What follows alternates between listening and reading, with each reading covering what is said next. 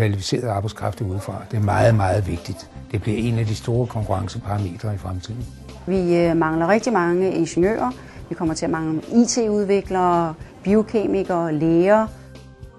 Det er vigtigt af hensyn til vores konkurrenceevne, at vi både kan tiltrække, men også at vi kan fastholde udenlandsk arbejdskraft. Vækstforum i Region Midtjylland, de har jo arbejdet med en indsats i forhold til det at fastholde og tiltrække udenlandsk arbejdskraft over en næsten 3-årig periode nu.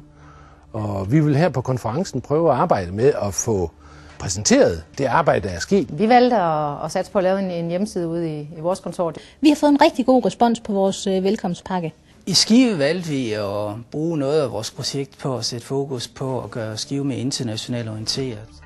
Det er en meget ensom liv, hvis du har ikke en social netværk. Det her projekt har virkelig sat skub i den daglige service i en kommune. Jeg tror, en af vores store udfordringer, når vi skal tiltrække og måske ikke mindst fastholde international arbejdskraft, det er at sørge for, at hele familien, ikke alene den medarbejder, der kommer hertil, føler sig velkommen. It's like inviting me for coffee to your house, and then you say, I have only one cup to give you, not for your wife. Det at tro, at vi er i en krise nu, og vi har arbejdsløshed, og så er der ingen grund til at se ud over landets grænser, det vil være en decideret fejl og være kortsigtet.